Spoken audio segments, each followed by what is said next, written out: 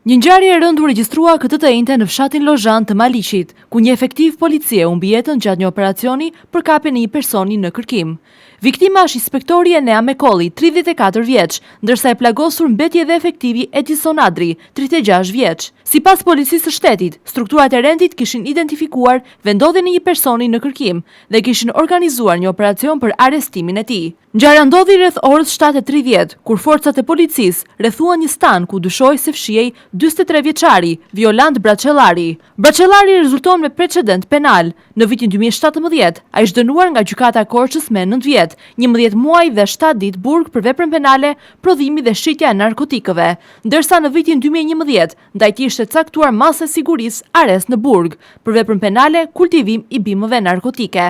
Sipas të dhënave paraprake, shërbimet e policisë i kanë bërë thirrje të kërkuarit të dorëzohej, por ai nuk i u bind urdhrit. Menjëherë më pas, 43 vjeçari dyshohet se hapi zjarr ndaj efektivëve të policisë. Si pasojë të shtënave, humbi jetën inspektori Enea Mekolli, ndërsa o plagos rënd kolegu i tij Edison Adri. Të dy efektivët ishin pjesë e forcës së posaçme Shqiponja, pranë drejtorisë vendore të policisë Korç. Policia u kundërpërgjigj zjarrit duke plagosur edhe të dyshuarin.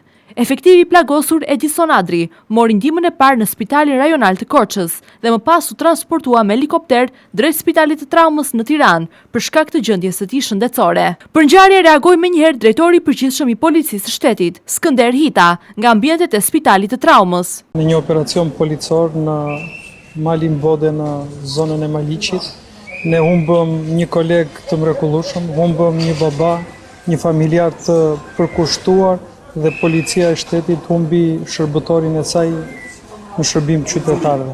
Në këtë ngjarje edhe një punonjës policie është i plagosur rënd dhe ai po merr ndihmën e plot mjekësore. Tashmë hetimet kanë filluar si nga Prokuroria e Rrethit Gjyqësor Korç, njëkohësisht edhe nga standardet profesionale, të cilat i kanë autorizuar që të nisen drejt Korçës. Ndërkohë, përmes monitorimit me dron, policia kishte identifikuar vendin ku fshihej i kërkuari. Sipas informacioneve, 43 vjeçari kishte zgjedhur si vend strehim një stan të izoluar në një zonë të thellë malore, të pajisur me kamera sigurie, të cilat i mundësonin të monitoronte lëvizjet përreth dhe të shmangte zbulimin nga forcat e rendit. Grupi hetimor vijon punën për zbardhjen e plotë të rrethanave të ngjarjes.